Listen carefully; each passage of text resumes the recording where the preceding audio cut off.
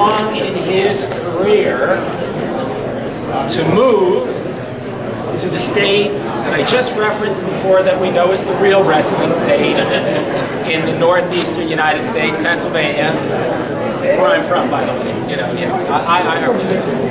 I'm real. Mike's newly real in the world of wrestling. And Mike has had a 50-year career. Talk about being a pillar of the wrestling community. Most of the guys are recognized for 25 years. Okay, so 25, 50. It's like two guys going in at once here. It's that good. And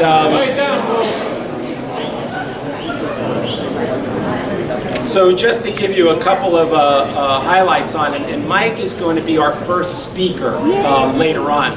The way we do it, so you're understanding what's happening in there, is the gentleman that goes in the Outstanding American category, who is Mike, goes before the dinner service and is permitted to talk at greater length than everybody else tonight. So I'm not sure, what he's going to do for the length of his speech, but it's his option to do that. And he's had a heck of a career, and I'm going to truncate this a little bit because he gets a special intro from me in there, and I'll be talking about his favorite meet of all time that he refereed, and a couple other very special things. But for right now, and by the way, Mike went on to work at Resilite, as we all know. Resilite is the superior mat. He didn't pay me a nickel to say that. That's my own personal taste in mats. Was it Dahmer, whatever it is? No. Like one lightweight can take the whole mat up and walk around with it, and it's not safe. He didn't even pay me for this. I'm just an old wrestler, 16 years in. So, I'm going to let Mike unveil this plaque, take the picture. He gets a hoo-ha in there.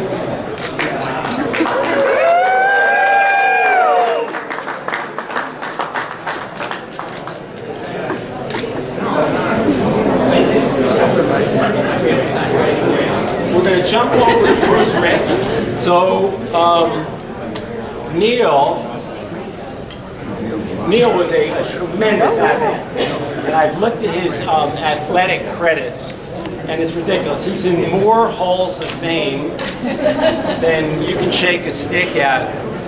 And really, when you look at his wrestling achievement, it's just like a tick off of being inducted, not for lifetime service, but for distinguished wrestling, that's the highest, and we don't even induct those people at the state level. They go right to Oklahoma, right? We're not allowed to, but he was just a tick off. And when I'm thinking, if he wouldn't have messed around so much with that horrible, hateful word that begins with an F, football, and he would have focused on wrestling, he might be doing this little thing in Stillwater here tonight, right? That's the level of athlete that he was. And as a ref, he's a member of the MIWOA. So I'm a Pennsylvania wrestler, by the way, and all these acronyms in Massachusetts have no idea. I'm not, just to be clear about that. And he refereed numerous high school sectional, state, all-state, New England tournaments, everything. He was also a member of the New England, is it Interscholastic Wrestling Officials Association? Okay. It's just letters here. If I could read it, I'd do a lot better off. Where he officiated 17 NCAA Division III national qualifier tournaments, and in 2011, Neil was named the Official of the Year by the Massachusetts Interscholastic Wrestling Coaches Association. Take your picture with your plaque.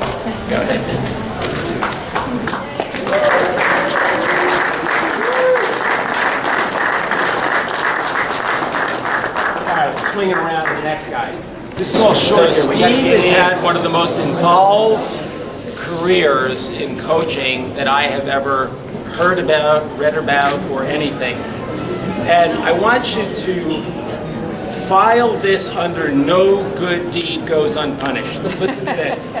In his free time, he has done everything you can imagine. Recruit new officials, debate tactics with the MIAA, listen to the coaches, organizing schedules, adjusting schedules with ADs, planning banquets and executive board meetings, creating a mentoring program, disciplining officials, ordering rules books, ordering armbands, organizing one of 3 annual officials training meetings, attending coaches meetings, fielding 4,000 emails a year on the subject. There's barely a day this man doesn't get through where some huge percentage of the day is not involved with wrestling. And you must file that under no good deed goes unpunished. Thank you for your service, sir.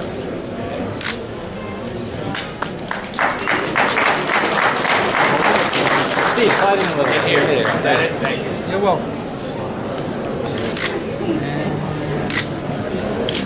You look great. All right, thanks. Okay, everybody, go back to what we're doing, guys. Good. We want to give Bruce a chance here. Okay.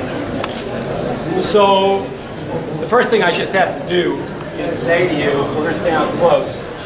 Hands on, he looks older than I look. I just want to see the hands on, who thinks he looks older? No? What about if I took this off? Does that make me look any better? No? All right. He looks younger than I look. What are you doing? I got 1 vote. You got 1 vote, I had none. Okay. We were classmates at Boston University in 1977, just so you know. I just wanted to see who was going to get in trouble here. You know, I was trying to stir up a little trouble. It didn't work out.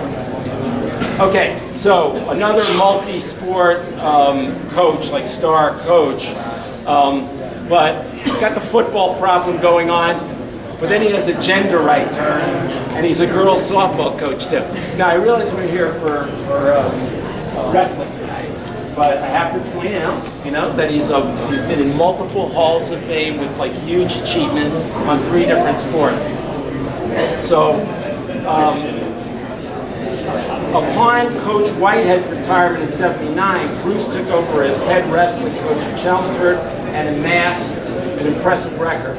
In his 37 years as head coach, his teams have won 11 conference titles, 5 MIAA state championships, 2 Coaches Association dual meet titles, the '86 New England champions, and received 2 national rankings.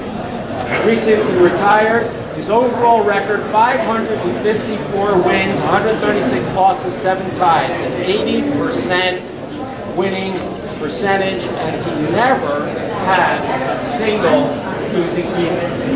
Take a picture with you.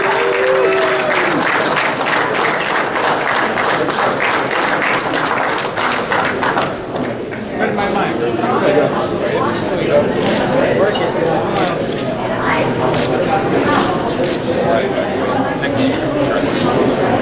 Show must go on. See, show must go on. Last one, we're last, and then we can all get back out, okay? So Manny, 2-time high school All-American in judo and a national team member from 81 to 90. So Manny was also a resident and captain at the Olympic Training Center in Colorado Springs, Colorado. He was an alternate to the 87 and 89 world teams and the 88 Olympic team. While a member of the United States squad, Manny took gold at the Junior Pan Am Games, 4th at the Junior World Championships, and bronze at the World Police and Fire Games, and a bronze at the Senior Pan Am Championships, and a bronze at the U.S. Open. So Manny was quite the judo player. So of course one thing I have to ask him is, did you ever play judo against Ronda Rousey?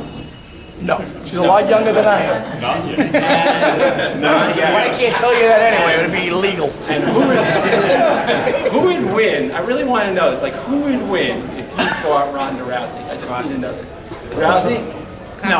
Costa would. You would? Costa would win? Who's got the money on Rousey? Dirtier than anybody else. I got one guy right now. I just want to see who it is, right? I just want to see. Okay. Just want to see. We got 2 votes against. That's okay. No high-low here, wait. Where's Kev? Okay, with Manny as coach, You know St. the John's answer to Prep,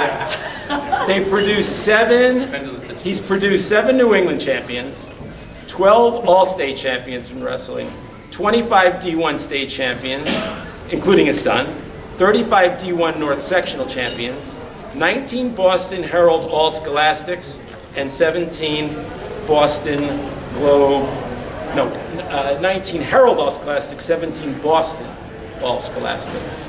Give it up for this guy.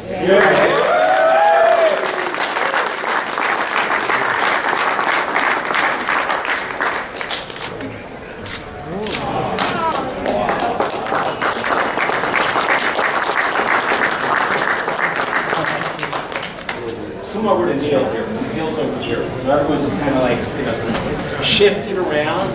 Sort of like, shift the semicircle around, move it back a little bit.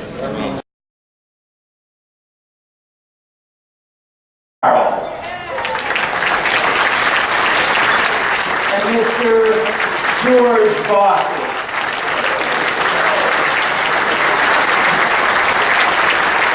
Mr. Rod Butcher.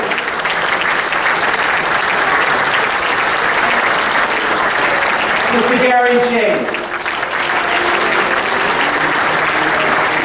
Mr. Carmen Platt. Tim Donovan. Brian Gallagher. Phil Gormley. Stephen Henry. Stan Hall.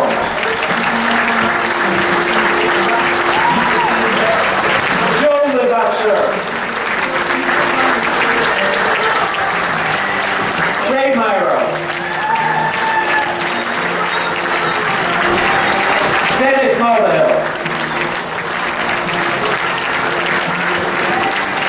Dennis Julio. John Julio. Bob Rudolph. Otis Golan. Gary Tremblay.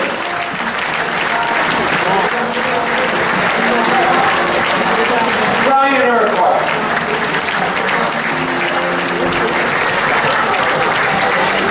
Randy Whitehead. Greg Wilson.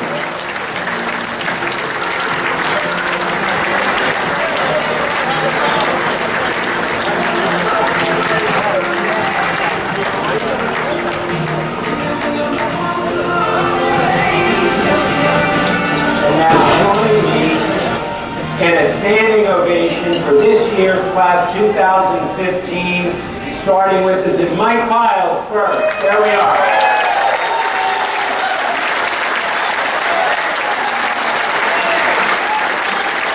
Steve Cassini.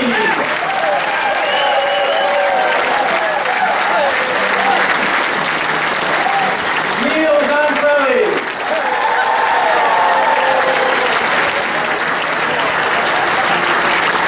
Bruce Rich.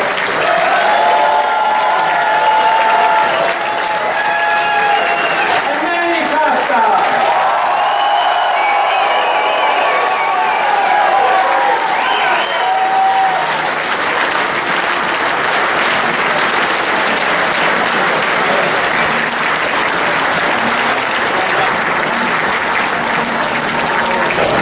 Thank you. Tradition in the past half dozen years is to recognize 1 to 3 high school championship teams celebrating their 25th anniversary. And this year, we will honor both Chelmsford High School and Tabor Academy.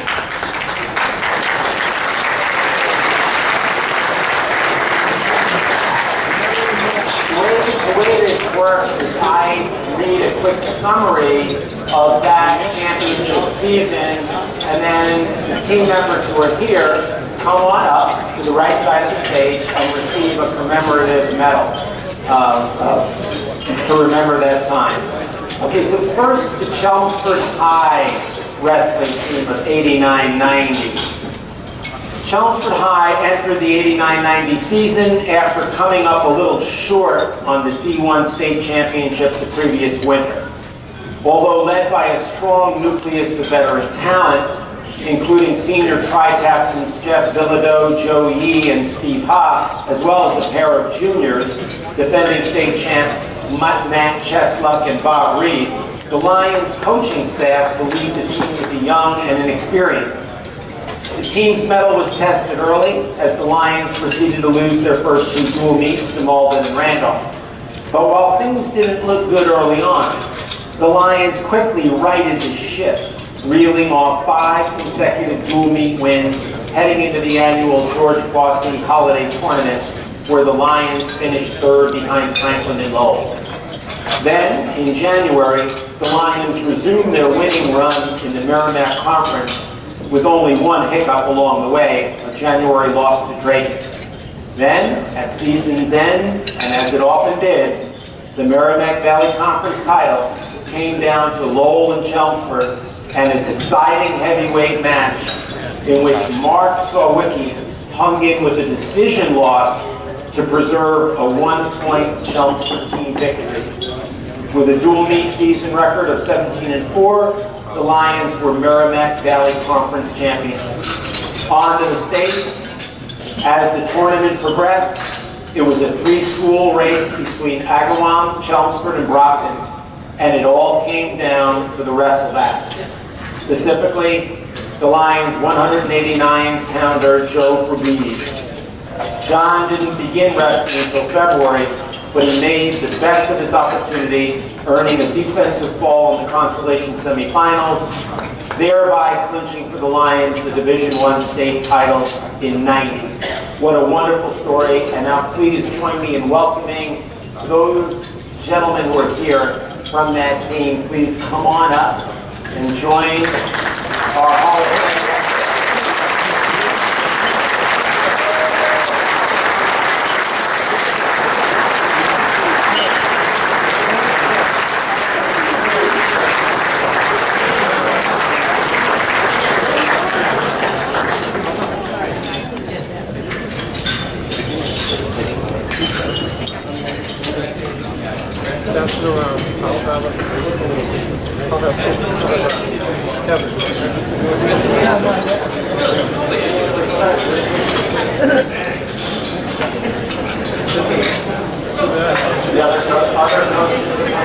Other coaches from the team? Come on up. There are other coaches from that team. Come on.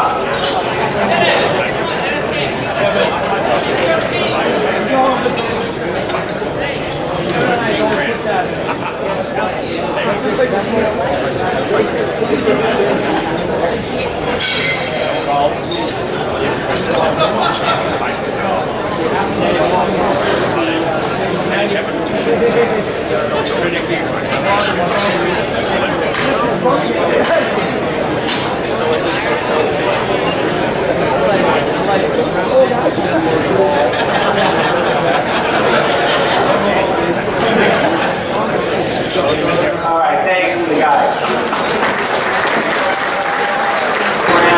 It's the culmination of a perfect storm.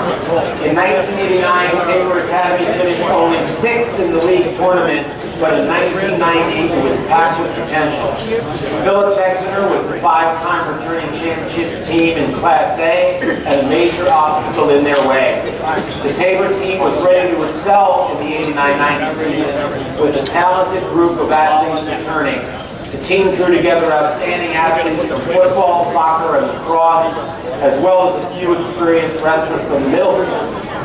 Tabor also returned the New England Tournament Outstanding Wrestler in Ty Ramchin as a co-captain. There were 4 solid coaches in the wrestling room who provided excellent technique for the team. Because of the intense conditioning and the daily competition in the room, it was growing apparent that the Tabor team was the team to beat. At the Class A tournament, Tabor played 7 wrestlers in the finals who walked away with the league crown. The same thing would occur at the New England tournament when Tabor had 5 wrestlers in the finals. As with any championship team, contributions are provided by the entire team. Mike Ciccarone and JJ Pina came up with big matches at key times to propel Tabor to victory. Tabor had 2 wrestlers placed in the prep nationals, Douglas, 7th at 171, and Ramchin, 3rd at 135. There was tremendous support for the team. The Tabor community packed the gym for home meets and friends. Family traveled to all the dual meets, and the mutual pride and hard work and sacrifice for the team are the most enduring memory of that championship year. Please join me in welcoming from that team, the gentlemen who are here tonight.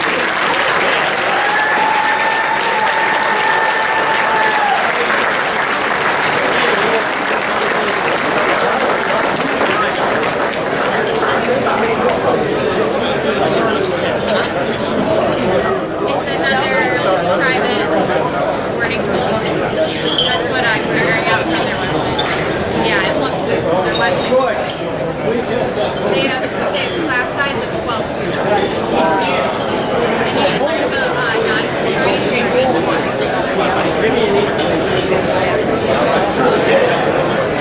The first meeting. No, I think it's like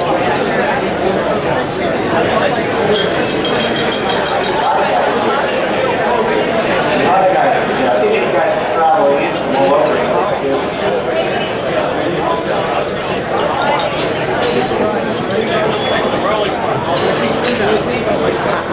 Mike is a legendary referee and pillar of our sport for 50 years.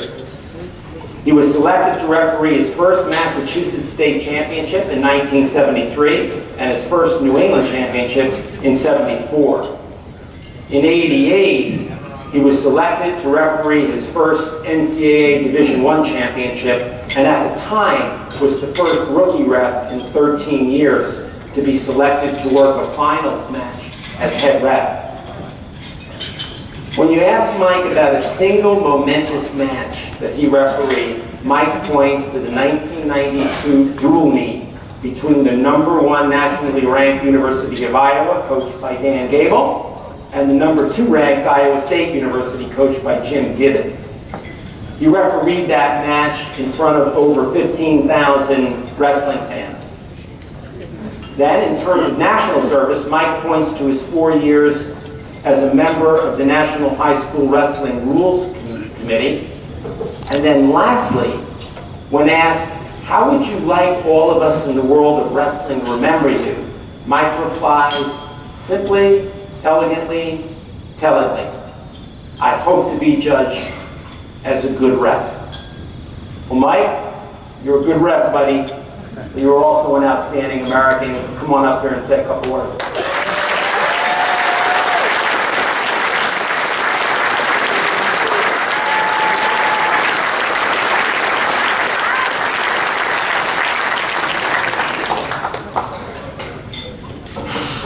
Thank you very much. I am really, really honored to be here. And there are a lot of people that are part of it that made it happen. Steve Little, thank you for your kind words and introduction. Thank you to the Men's Hall of Fame Board of Directors, Selection Committee, and congratulations to my fellow 2015 inductees, Neil, Steve, Manny, and Bruce. Guys I've known for a long time. And I want to welcome Chris McGrath and say thank you for being here. And our thoughts and prayers are with University of Oklahoma State University and the city of Stillwater, Oklahoma. I'm going to start by saying thank you to Barb Ginsburg. Barb has been my partner and best friend for the last 12 years. She's an inspiration.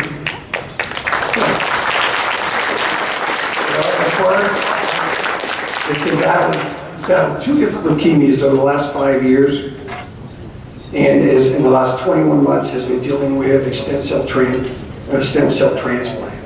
And she's here tonight because she's winning the war on guts and determination. I am in awe of her courage and her never quit attitude. If she had wrestled, she would have been an NCAA champion for sure.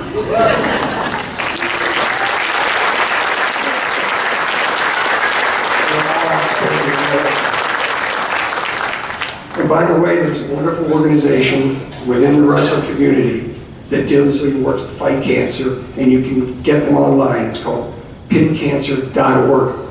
So if you think about it, it'd be a nice group to join up with and help out.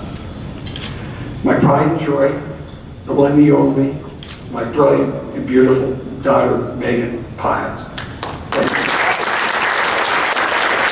She's currently enrolled at Louisiana State University Graduate School and has been able to get here and be here for this event. It's huge for me to be here. In March of 1988, Megan was only 11 months old when I headed to my first NCAA D1 national tournament.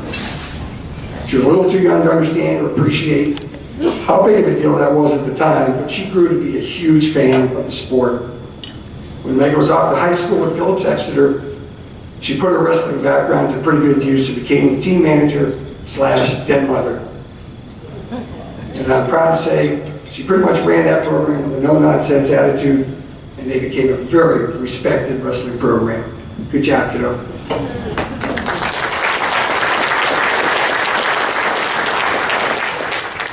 A special member of one of those teams that she was the manager for was a Massachusetts kid named Matt Stolpinski from Westfield. Matt was a prep school national champ for Exeter. After graduation, he spent a year training at the Olympic Trade Center in Colorado Springs, and then he accepted an appointment to the U.S. Naval Academy in Annapolis, Maryland. While wrestling for Navy, Matt battled to 2 consecutive NCAA D1 All-America seasons. A very tough kid. Matt is now bravely serving America as a member of the elite U.S. Navy SEALs. Matt was handpicked for the Navy SEALs because of his wrestling background. They respect wrestlers and they know that they are good soldiers. So Matt was picked. The man who chose Matt for the Navy SEALs was Admiral Colin Kilrain, who was also a member of this Hall of Fame. Colin wrestled for Braintree High School and was an All-America, Division I All-America at Lehigh University. Then he went on to become one of the highest ranking, most highly decorated Navy SEALs of all time. And he was, and in 2011, he was inducted as the Outstanding American. Colin and Matt are a huge source of pride for the Massachusetts wrestling community and an entire grateful nation. Thank you, guys.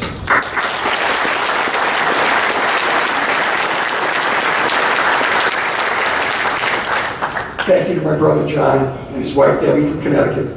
John was an ice hockey star, Michelle Tech back in the day. And he's here, they're here with their, 2 of their daughters are here, Vanessa and Kayla, and Kayla's husband Dean. Thank you guys for being here. My stepbrother Michael Selden, who wrestled at Brookline High School for Hall of Famer John Polio. Barb's children, Robert, her boyfriend Sam, thumbs up on that master's degree we got this summer. Her son Joshua and his fiancee Margarita, who are getting married in Costa Rica next month. We might not come back. Just stay there. And her son, Barb's son Eric. All 3 were varsity letter winners at Andover High School when they were in school. Robin was a field hockey star. And Josh and Eric were ice hockey stars. Thanks, guys. In 1982, a hard-nosed, fearless, and committed group of kids at Bishop Curtin High School in Nashua decided they were going to sacrifice everything they had to win a state title. And they did just that. I was very fortunate and incredibly proud to be their coach. Thank you to all the Curtin guys here tonight from all over the country. Chicago, Carolinas, New York, they're all here. I still call them kids. They're in their 50s. So, I was kind of humbled seeing some friends that weren't expected until the last minute. My friends and former colleagues from Resolite Sports Products.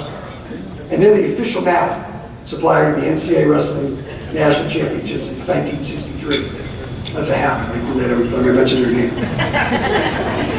Making the 7-hour drive to Framingham, Paul Gilbert, president of the company, he's not here. Well, his wife was going to be here. She's chairman of the board, so that's even more important.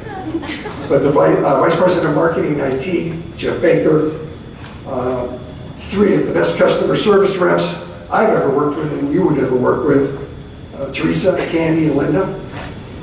And the office manager at Resolite, and still going strong for 50 years, the heart and soul of Resolite, Miriam Stahl.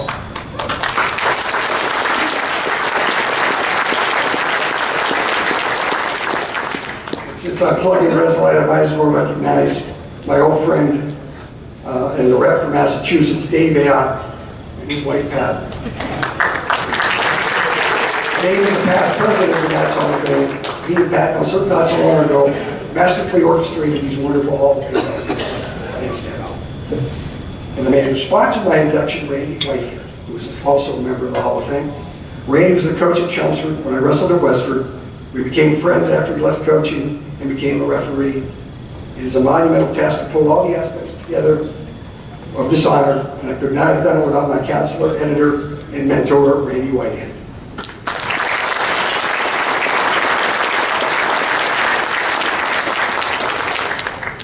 Stating bluntly, I refereed a lot.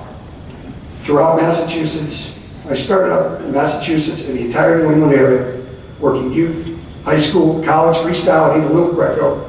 Over many years, I was lucky enough to ply my trade throughout this vast country. And none of it would have been possible without the people instrumental for my path.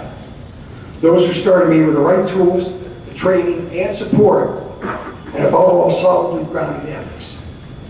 George Bosse, Eric Turner, John Morris, Dr. Sparks, Phil Gravenar, Will Chassie, Jim Peckham, Denny Mulvale, just to name a few.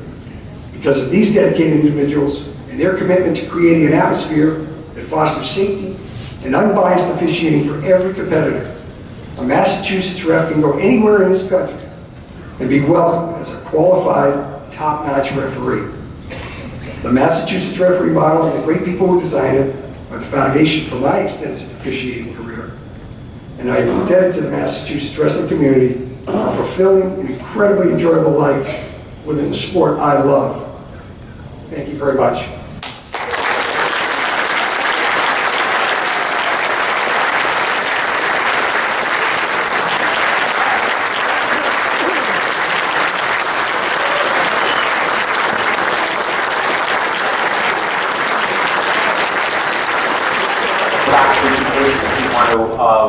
Asked to rejoin us on the podium for his plaque, Mike Kyle, our outstanding American of the evening.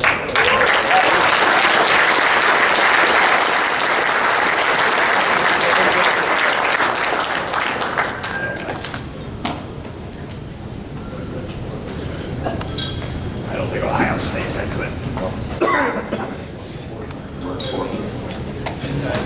It's not.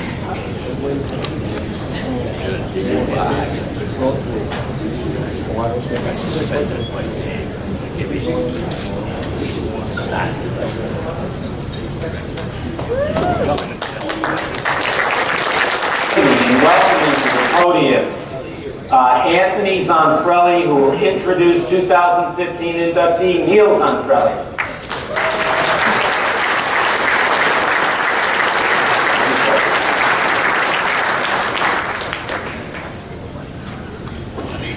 Down to size.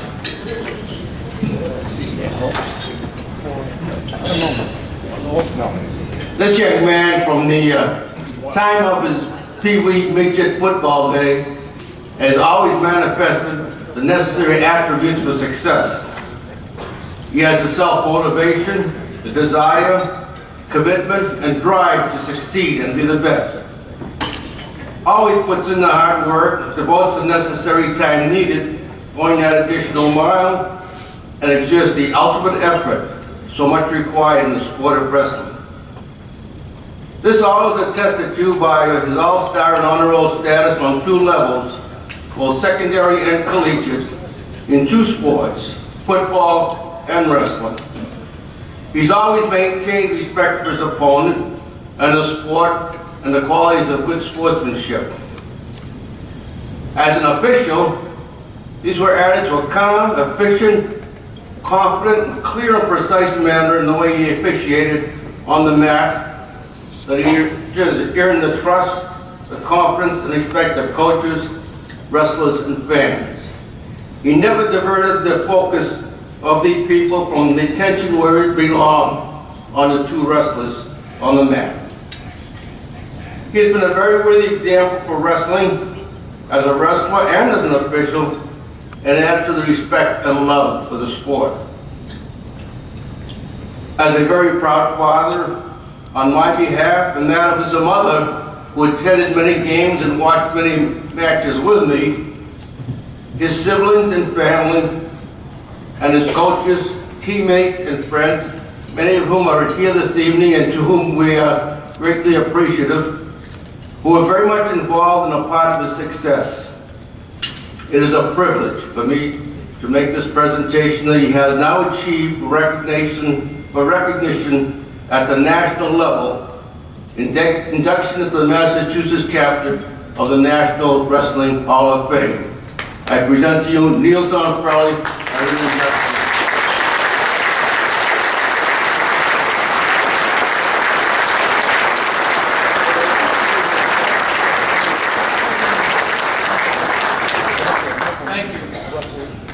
This is truly an honor, and I'm grateful for the recognition. I'd really like to thank the nomination committee and selection committee for one, picking my nomination was worthy of consideration, and two, to be part of such an elite group here tonight and to be inducted with those already in the Hall of Fame. I need to thank my parents for creating and fostering an environment of striving to participate at the highest level and at the best of your ability. They set an expectation, and trust me, you're expected to abide by it. My oldest brother, Mike, deserves a lot of credit for being part of a group of young men who started the wrestling program at Bridgewater Rainham and for introducing the sport to the Zonfrelli family. My next oldest brother, Barry, carried on the tradition. He excelled in the sport in both high school and college, and as a high school coach for many years. My brothers came home every night and practiced their moves on me. And for the next 4 years prepared me to be a wrestler.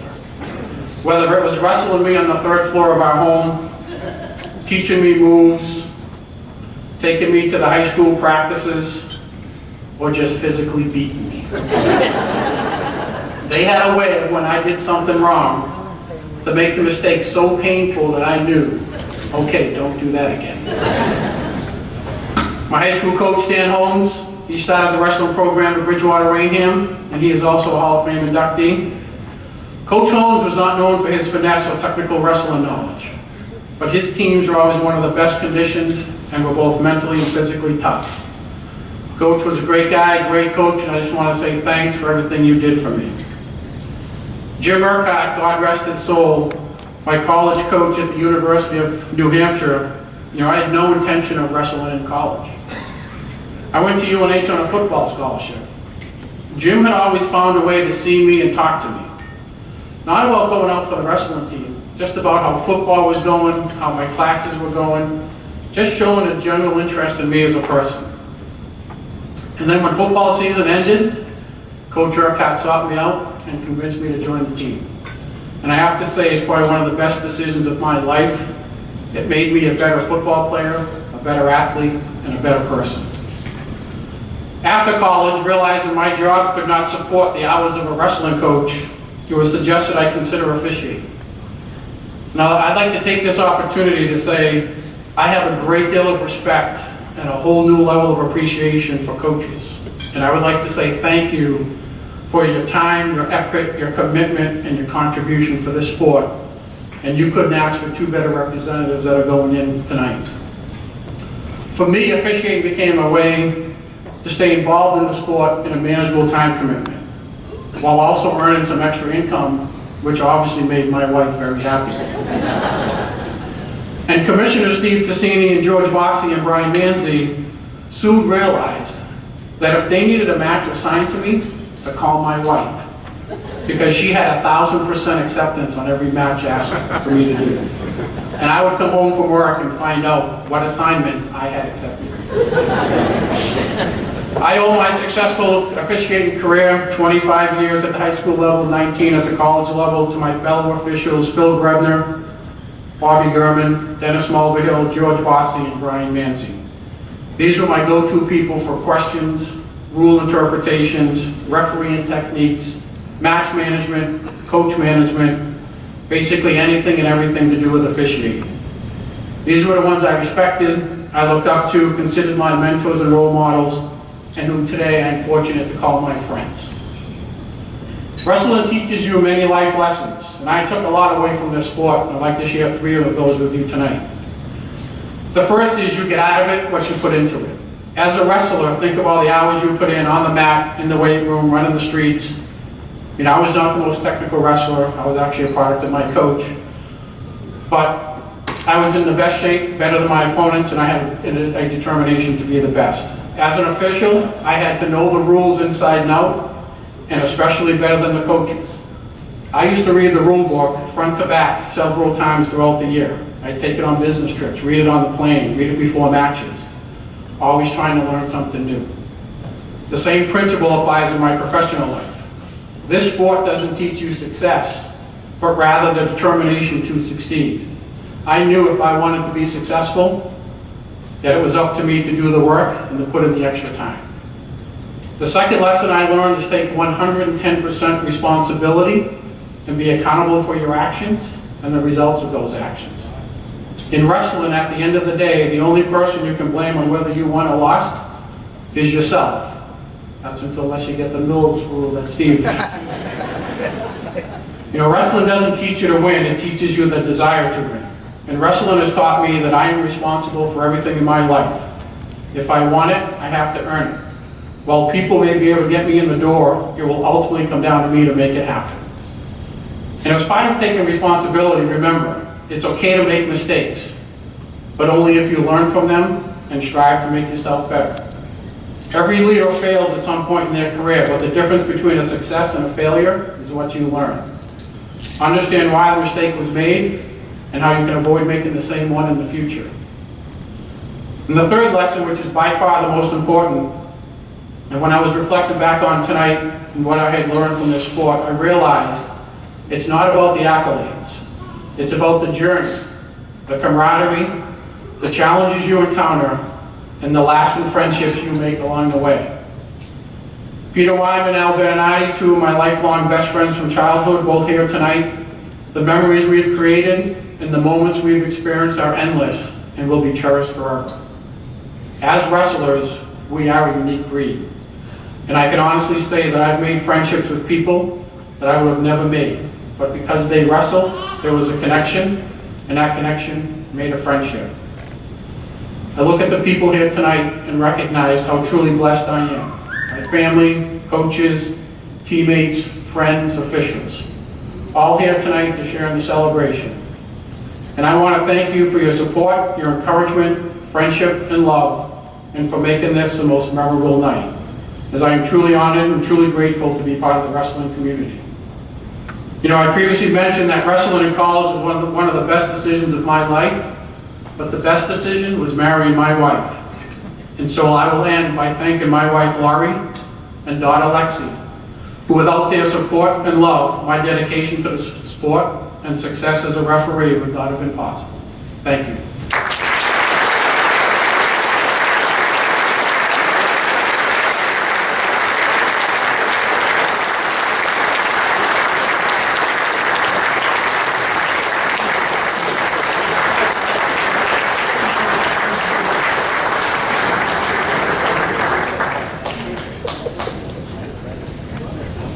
How inspiring are these remarks, guys, huh? Tremendous.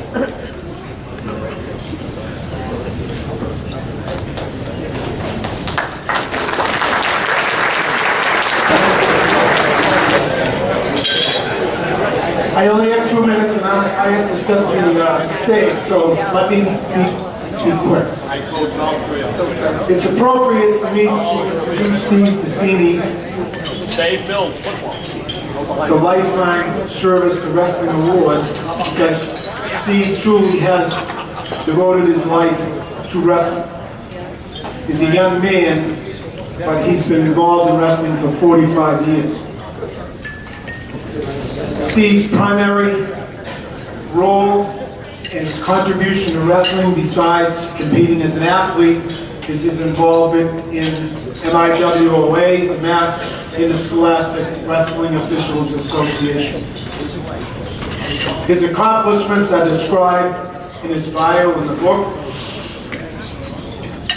His career started in 1980, and he quickly progressed from a young official to becoming one of the best in the state. His leadership in MIWOA is unprecedented. He has been the president of the organization. He has been the secretary-treasurer for, I think, 16 years. And he is the commissioner, one of the 2 commissioners that assigns all officials. To quote Steve, whether it be recruiting new officials, debating tactics with the MIAA, listening to coaches, organizing schedules with ADs, adjusting schedules, planning banquets, executive board meetings, ordering rule books or armbands, organizing training meetings, attending coaches' meetings, or simply counseling an official right from wrong. There's barely a day in Steve's life that he is involved in wrestling in some way. Thankfully, Steve's employees and co-workers have been supportive to Steve in his role. I would like to add that Steve has been an official in 31 straight years in the Massachusetts High School State Wrestling Tournament. Steve's family also deserves special recognition. Steve's grateful to his brother Rusty for providing inspiration and direction throughout Steve's life. Steve also credits 4 very important women in his life. Mother June provided a guiding spirit. Wife Sharon and daughters Kristen and Jessica all deserve very special mention. Without their love and support and encouragement, Steve would not have been able to accomplish what he has. Steve's family is sitting right over here. Thank you, ladies, for sharing Steve with us all these years.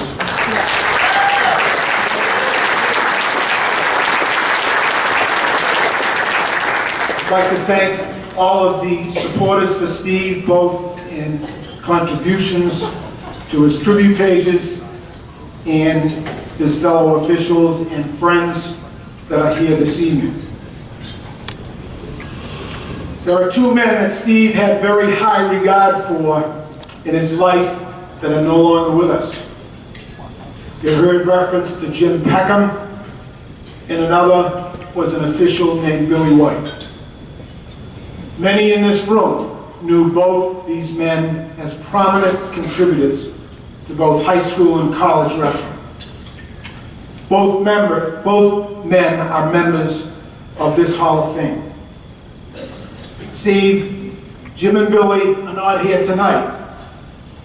If they were here physically, they would raise your arm at the center of the stage. Congratulations. Ladies and gentlemen, I would like to present to you Steve Tessini.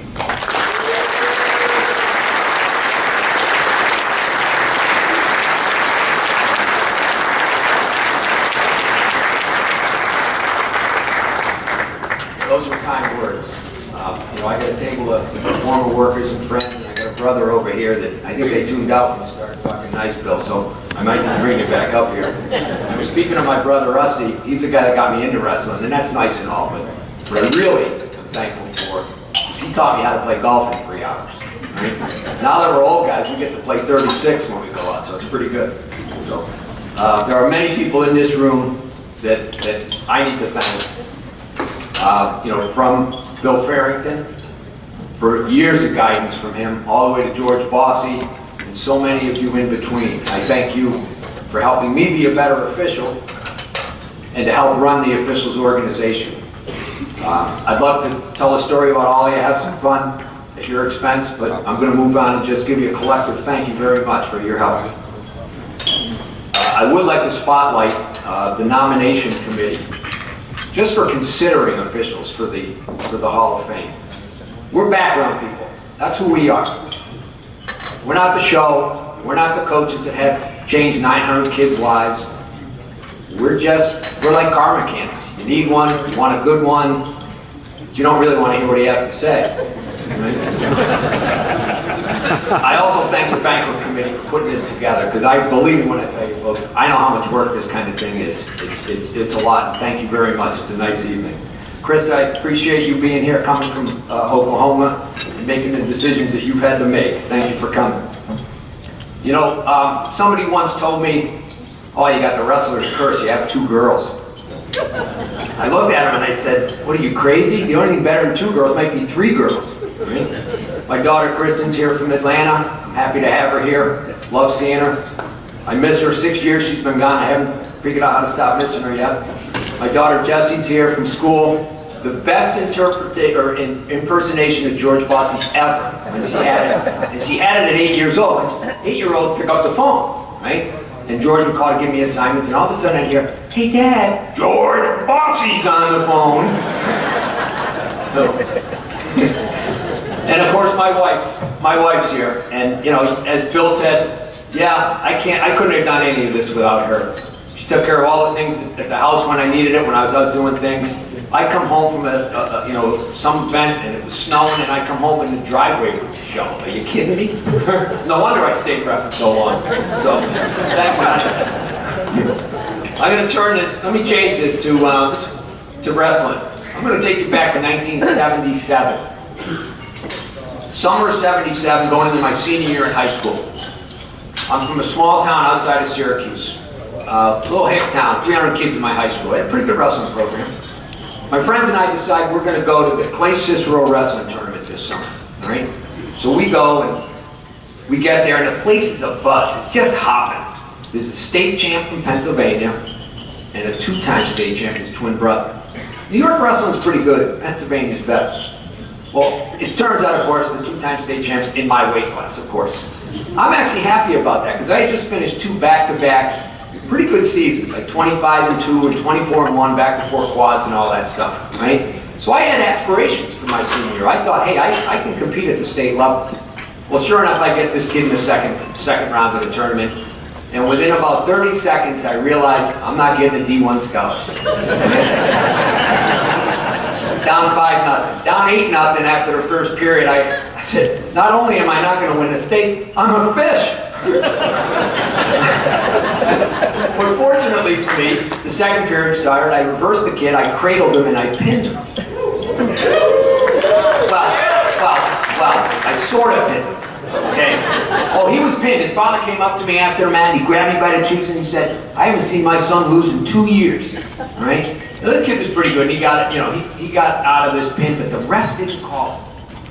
And I wondered, why wouldn't the ref call it? And it's pretty easy. The guy was the best kid in the tournament. There's no question about that. He was kicking me around the yard. All right? He gave the kid a little extra time because he was better. All right? Summer tournament, not that big a deal. But it would have been cool to say here I pinned the 2-time state champ and really mean it. All right? I couldn't do that. And I want to share with you who that official was, because this will mean something to some of you. He was Gene Mills. All right? Now, Gene Mills, for those of you that don't know, was a Syracuse University wrestler. He was a national champ. He was a world champ. Would have been an Olympic champ had he gone to the Moscow Olympics. All right? But in 1977, he was a college wrestler at Syracuse, and he just didn't do the job as an official. And I remembered that. In fact, my friends and I, when we had one more season together, every time a kid got job, we called it he got Gene Mills. Quickly, I'll fast forward to 2000. I've been officiating for about 20 years at this point. I had done the first 6 all-state tournaments, along with a handful of other guys, kind of a small group of us that did all of those. I figured if Bossy and Turner asked us to do them, we'd do them, right? In the year 2000, I became a commissioner. The first thing I did as commissioner is I took myself out of that tournament. I said, we've got to help this organization. There's a lot of younger guys coming up through that need the opportunity. And I'm kicking myself out this year, I'm kicking you two guys out next year, and you two guys the year after. And I started changing the way we did things. Had some unintended consequences. Some of those officials, our very best officials, they wanted to work, and they were hearing from me that they weren't going to work next year. So they went on to other associations to try to find work, and I understand that. But it wasn't what we meant, it was just we were trying to build the organization. And to this day, I think it was the right call. I know some of you coaches might not agree with that. But even in the administrative level of things, there are tough calls in wrestling, and there's one example. I'm going to close with the toughest, really the only, and I really sincerely mean this, the only decision on the mat that I really truly remember making. That may sound weird to you, but if you officials, I think you probably understand what I'm saying. Let me tell you the story. It's a state tournament, state finals. The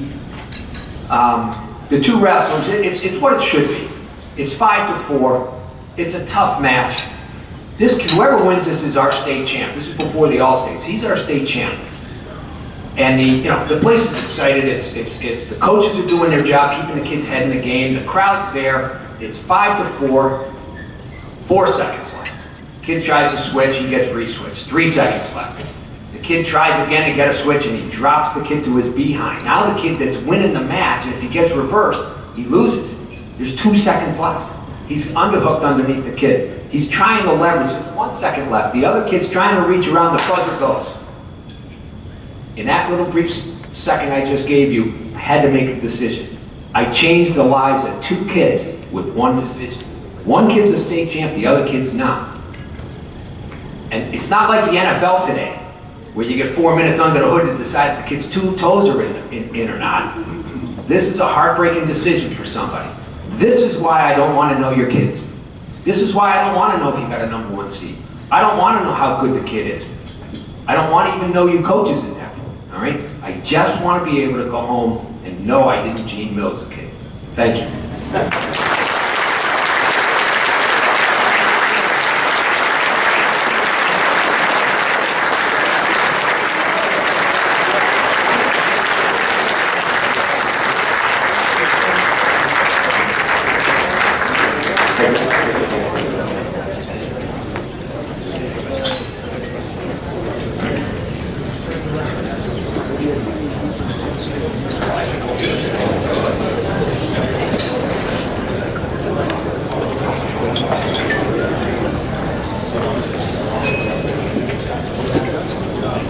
Introduce the 2015 inductee, Bruce Rich. Bruce, come on up.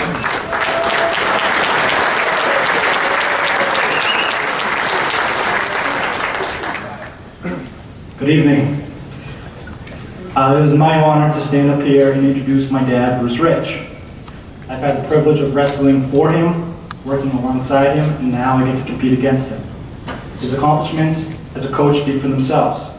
In his 37 years as a head coach at Chelmsford High School, his teams have won 11 MVC titles, 5 state tournaments, and a New England championship. His overall record in wrestling is 551 wins, 136 losses, and 7 ties. And he has never had a losing record. These statistics, these kind of numbers, can only be produced from a guy that must be doing something right. My father was the most competitive guy I know. You want him in your corner of the mat. At tournaments and meets, you usually find him at the table challenging a call. As an opposing coach or as a referee, he probably drives you a little nuts, and sometimes because he's so relentless. But the truth is, as one of his wrestlers, there's no other guy you'd want in your corner. He's going to fight tooth and nail to make sure you always get the right call. His coaching style is unique. He's not a big rah-rah guy. He's not going to try and get in your face or put you down if you mess up. That's what his assistant coaches are there for. But if I think about it, my dad has not once put me down or pointed out my faults. He's always focused on my strengths and builds me up, and that's exactly what he does with all his athletes. He makes sure they're prepared and that they walk onto the mat with confidence and they want to compete. He's been coaching for a number of years, and the amount of time and effort he puts into his programs has not declined in the slightest. He's constantly trying to figure out new ways to get his athletes to compete at a high level while still keeping it appealing and fresh. He's been a mentor to myself, my siblings, and thousands of Chelmsford High School athletes over the years. When my dad does finally decide to hang up his hat and get out of the gym, His name certainly will not be forgotten. I present to you my father, Bruce Rich.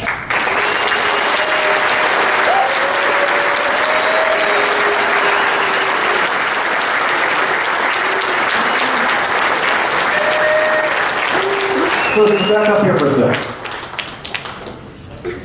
I'm very, very proud to announce that my son Bruce has just been nominated the new head wrestling coach at Westford Academy.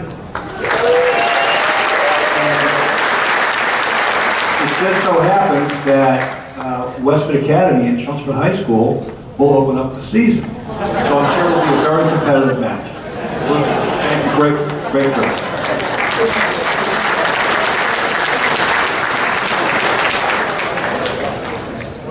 I'm very proud to be inducted into the National Wrestling Hall of Fame. I would like to thank the Massachusetts Board of Directors for their hard work to make this event possible.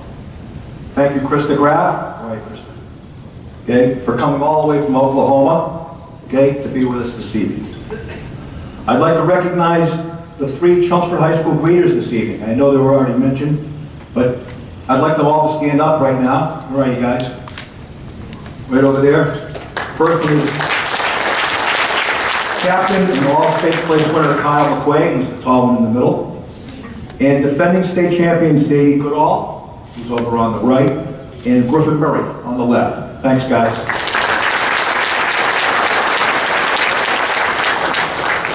I'd like to congratulate the other inductees, the 3 outstanding officials, Mike Lyles, Steve Cassini, and Neil Zonfrelli. And I was joking around with Steve the other day at a meeting, and I told him I've always said that the best officiated contests are the ones that you can't remember who refereed. You walk away, you forgot who did the match. Okay, those are the best referees. Right? They've always been great to work with, and you know at the end of the day, they're there for the kids. So congratulations, guys.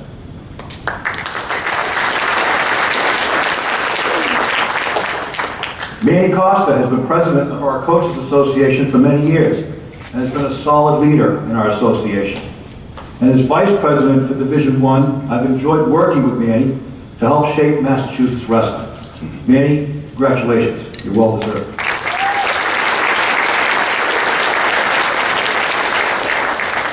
I'd like to thank Hall of Famer and former Chelmsford High wrestling coach, Randy Whitehead. Randy coached Chelmsford to 3 state championships and a New England championship. Randy was my coach in high school, and I learned quite a bit from him. Thank you, Randy.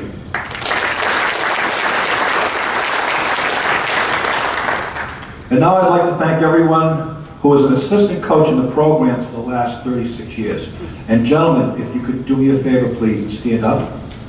If you were an assistant coach at Chelmsford High School over the last 36 years. Steve McClure, Dan Wachowski, Chip Dunn, Rob Russo, Dennis King, Todd Ahern, Steve McClure, Chris MacArthur, Mike LaFarney, Scott Moreau, Steve Hawkins, Bruce Rich. I wouldn't be up here without you guys. Thank you.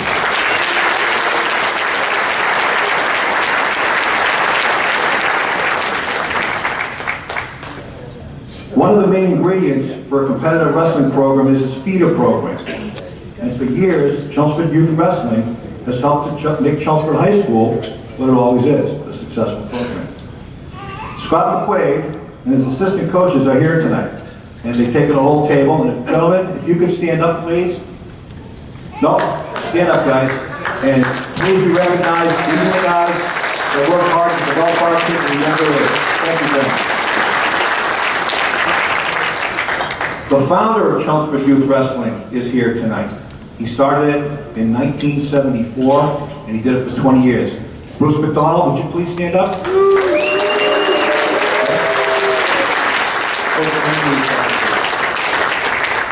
And we also have Tommy Fleming and Mike Stewart, who also coordinated Chelmsford Youth Wrestling as well as Jim Dalton. Gentlemen, could you please stand up? And I want to thank you.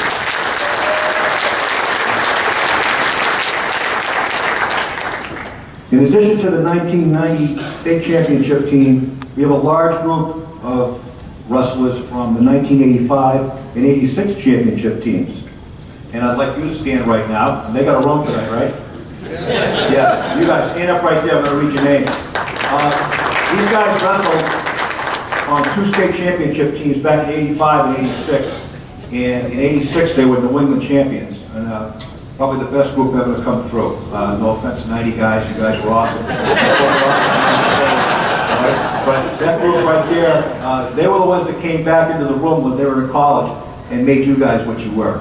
So, gentlemen, I'm going to read the names. Connor Hearn, John Clement, Jim Harrington, Ken Hughes, Richie Lynch, Chris MacArthur, Kevin McCarthy, Steve McClure, Bob Woodburner, and Matt Sikowska. And there's a whole bunch of state championships in that group right there. And I can't wait to catch up with all you guys later on. I guess my philosophy to coaching has been fairly consistent over the years, and that is to work hard and keep it fun. Besides all the drilling and wrestling, once in a while we'd stop and play a game of toe touch, or Kings and Pawns, or the Chelmsford edition of Duck, Duck, Goose. You don't want to know what it was like. But it kept the kids coming back, just making it fun, all the work, all right? But we'll throw a game in here once in a while, guys. It keeps them coming back. Wrestling is a great discipline. You meet challenges head to head, but it's a team sport, and you need your teammates to get to the next level. You have to have a good work ethic to excel in the sport, and it carries over into other things you do in your life. I have several family members here tonight, and I'd like to recognize them. Starting with the reason why I went out for wrestling. I had no choice. It's in the program. My brother Jim, who was a state wrestling champion as a junior in high school. And, I wanted to be a basketball player when I got to high school, and I was a few years behind him, so I had no choice but to go into wrestling. But Jim is here with his wife Jackie, and Jim was a state champion and an NCAA qualifier at Colgate University. So thank you for coming tonight, Jim. My younger brother Steve and his wife Sharon are here. Steve was a state place winner and wrestled at Lowell. Thank you for being here. My sister Linda is here, and she asked not to be mentioned, but I'm going to mention her anyway. She was probably the best athlete in the family. She didn't wrestle, but she was a scholarship field hockey player at BU and a state champion javelin thrower. Linda, thank you for being here. I have another sibling, my brother Bill, who was unable to attend tonight, but he was a heavyweight wrestler and a New England finalist. So I guess I had he was an older brother too, so like me, I had two older brothers that kind of beat on me and made me better too. So, good stuff. I was very fortunate to coach my kids in high school. Bruce, Eddie, and Tim were all outstanding wrestlers and were Super Bowl quarterbacks. I got to coach them in both sports. How many people get a chance to do that? Also, my daughter Megan, I got to coach her in softball. She was a softball pitcher, and she's presently the captain of the Worcester State softball team. And that's true. My parents are here tonight and have been coming to Chelmsford athletic events for over 50 years. James and Rosemary Rich. All right.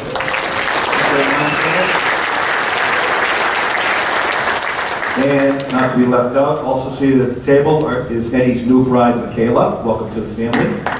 And Bruce's daughter, Kate. And finally, my beautiful wife of 31 years. Hey, I guess it paid off marrying a Barriga girl. She's by far the toughest one in the family. If anyone ever got down, her favorite expression was, get over it and move on. And I'd like to compare it to George Bossy's tough love approach. But seriously, she's always been there for everyone. If not for Peg, I wouldn't be standing here tonight, and our children may not have been as successful in their lives. Thank you, Peg.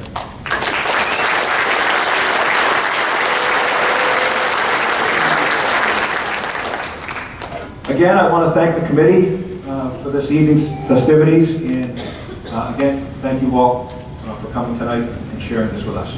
Thank you.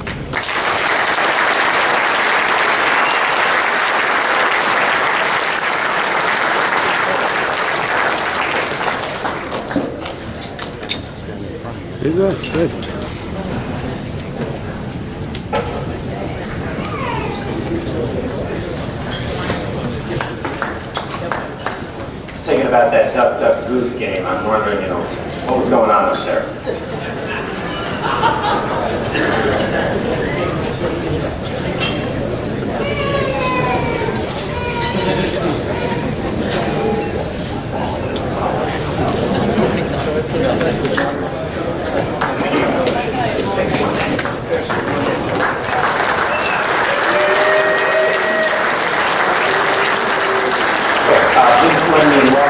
Welcoming to the podium J.C. Honer, who will introduce 2015 inductee Manny Costa. J.C., where are you?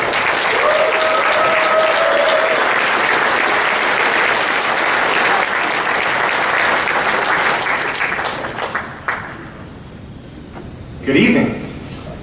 It's my great honor and pleasure to introduce my coach, my mentor, my friend, the best man at my wedding, and the 2015 inductee to the Massachusetts chapter of the National Wrestling Hall of Fame, Mr. Manny Costa.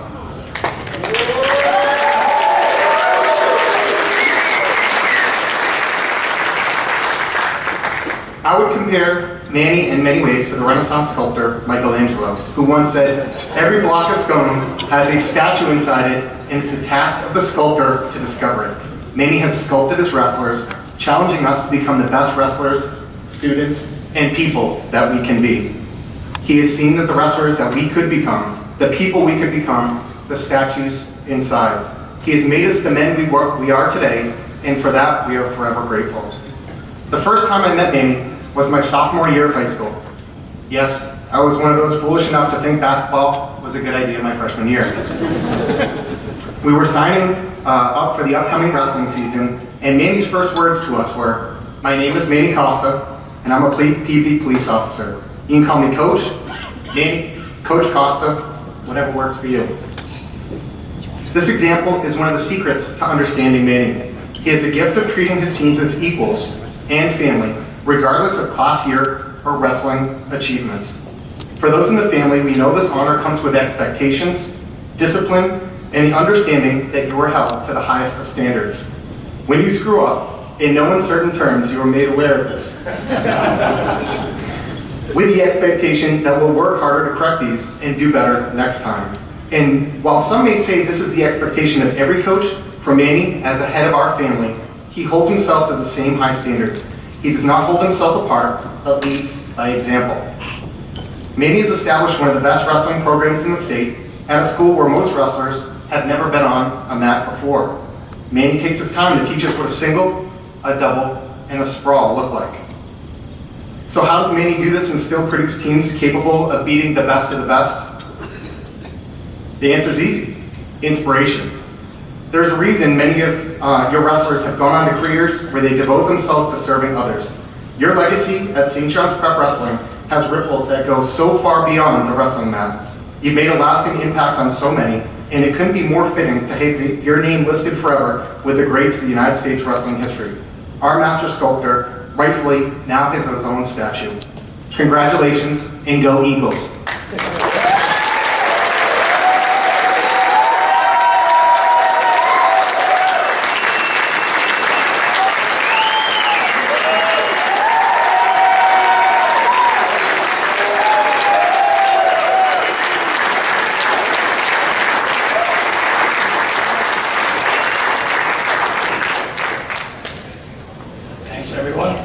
Before I start, I would like to thank Bruce Rich and George Bossy.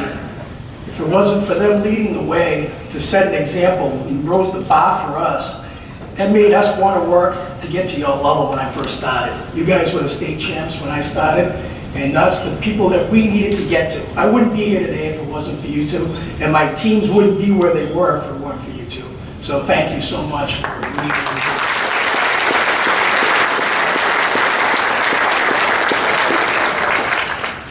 Now I have to deal with another Rich. This is great. Section Western Atlanta, sorry. Unbelievable. Congratulations. I look forward to seeing you at the section. But that's awesome. That's a great legacy for you, my friend. Congratulations to Steve, Neil, Mike, and Bruce for this honor. It is my honor and privilege to join you as a member of the 14th class to be inducted. I am grateful to Phil Breviner for nominating me for this prestigious honor. Thank you to the National Hall of Fame, the Massachusetts Chapter Executive Board, all 522 that have wrestled at St. John's Prep, as well as their parents and families. The SJP administration, especially Brother Drynan, Fred Glatz, and Jim O'Leary. My mother, my father, and my sister Maureen. Frank Wynn for spending countless hours contacting everyone to attend this evening. J.C. Honer for agreeing to introduce me. He wrestled for me and coached with me and is a special friend. My ex-wife Andrea, who supported wrestling. She was a second mother to the wrestlers and allowed an open door policy to our house for all SJP wrestlers. I love both my sons, Jared and Hunter, and I'm grateful that both have shared in the passion for the sport of wrestling. Both have wrestled for me. One's a senior, the other one is at college. He's a sophomore at Anderson University, and my younger son just signed to wrestle, got a scholarship down at Davidson College in North Carolina. So.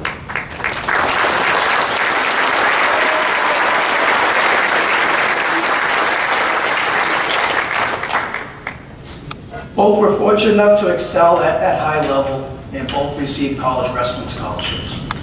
A special thank you to all of you who took time out of your busy lives and schedules to attend this evening and share the moment with myself and the other inductees. I did not grow up as a wrestler. I was a judo player. I was a member of the national team, and when I retired from competition, my father told me that it was my turn to pass on the knowledge and values that I have received from the many coaches in my life. February 1992, a conversation with my very good friend Bill Cook showed me the privilege and responsibility that goes with the title of coach. Bill showed me that anyone can stitch the word onto their coat sleeve, but that doesn't make you a coach or a leader. Caring for your athletes as humans, instilling proper values, leading by positive example with honor, morals, and integrity. Demanding that they represent themselves, their family, and their school with utmost integrity and respect is a coach. Preparing your athletes to be successful in their future, long after their sports days are complete. Giving them the tools needed to live a long and prosperous life is coaching. A coach's job is to prepare their athletes for the future. Sports should not be measured in wins and losses. They should be about the journey. There are ups and downs. Athletes and coaches bond together to learn from both. Throughout a wrestling season, there are practices, hot gyms, bleachers, bus and van rides. There's great wins, there's heart-wrenching losses. All emotions are pushed to the limit. All these combined serve as lifetime memories. Memories that become legendary over time. Sports give the athlete the foundation to be successful. Strong academics allow the athlete the opportunity to thrive off of those skills learned and provide the stability to lead to a great future for them and their family. A coach knows they did it the right way when their athletes want their children to participate in this sport because they want their children to have the same positive experiences that they had. Since the beginning, I've always just been called Manny, not coach. I never felt that I was above anyone else on the team. I didn't need a title. Without the wrestlers, there is no team. The team would get out of wrestling what they wanted to put into it. I truly believe that being on a first-name basis makes you more approachable and respected. We are a family at St. John's Prep. My record at St. John's Prep is 0-0. I never had the pleasure to wrestle at St. John's. It's the wrestlers that have won the 599 dual meets. With their hard work and dedication, they deserve all the credit. It's my honor to accept this award on all of theirs and the assistant coaches that have helped behalf. We have been known as the Lunch Pail Team, the Misfit Toys, as well as a team that will always be prepared, be conditioned, disciplined, and ready to battle against the best teams in New England. A wrestler conditions and prepares each day in order to be able to compete in a 6-minute match. The scene from Vision Quest with Loudon Swain and Elmo describes the significance of those 6 minutes best. You never took a night off to watch me wrestle before. They'll dock you for that. Hey kid, money ain't everything. It's not that big a deal, Elmo. It's 6 lousy minutes on the mat, if that. You ever hear of Pele? Yeah, he's a soccer player. A very famous soccer player. I was in this room here one day watching the Mexican channel on TV. I don't know nothing about Pele. I'm watching what this guy can do with the ball and his feet. Next thing I know, he jumps in the air, flips into a somersault, kicks the ball in upside down and backwards. The damn goalie never knew what hit him. Pele gets excited, he rips off his jersey and starts running around the stadium, waving it around his head. Everybody's screaming in Spanish.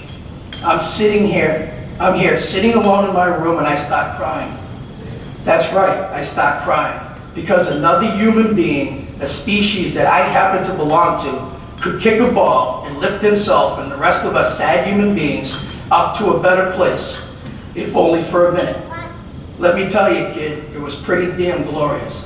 It ain't the 6 minutes, it's what happens in the 6 minutes. I am rich beyond imagine due to what happens during those 6 minutes. Thank you to all my wrestlers for allowing me to have that experience. I have been fortunate to coach in Division I North, the meat grinder of sectionals, where the road to victory meets through the Merrimack Valley. If you can win in the North, you're prepared to win at state. The 16 teams my first season were coached by 8 future National Hall of Fame coaches, a 9th coach in the New England Hall of Fame, and a 10th coach in the Mass Hall of Fame. Clearly not an easy place to coach and compete. The North pushed me and my teams to work hard and prepare to be the best and be considered among the elite. I have challenged all of my teams and wrestlers, and I'm grateful that they have embraced the challenge. When I was a kid, my parents would drive me out of state to many tournaments, almost every weekend. On our way home, this castle was always a marker showing we were 45 minutes from home. I remember always asking my mother, "Who's the king of that castle?" as we drove by. Of course she would answer, "It's a hotel."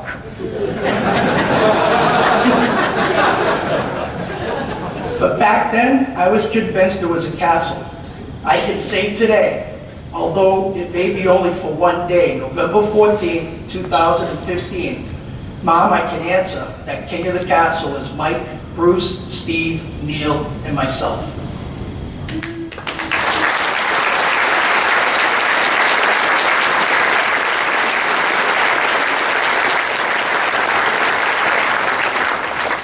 As they say at the press, today is a great day to be an Eagle. Thank you.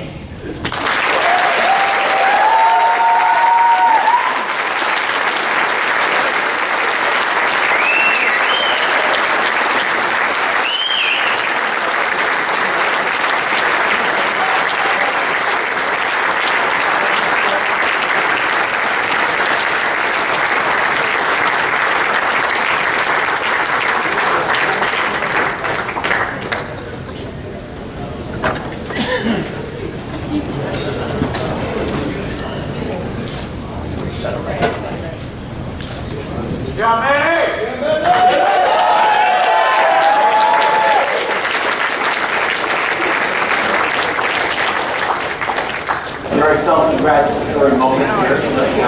Shake hands, get the jacket on, looks good. Come on guys, put things on.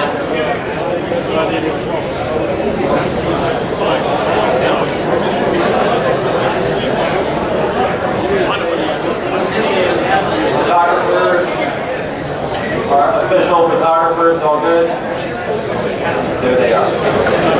Get the picture taken out. We will not be restaging. Yeah, no, go ahead. I'm just...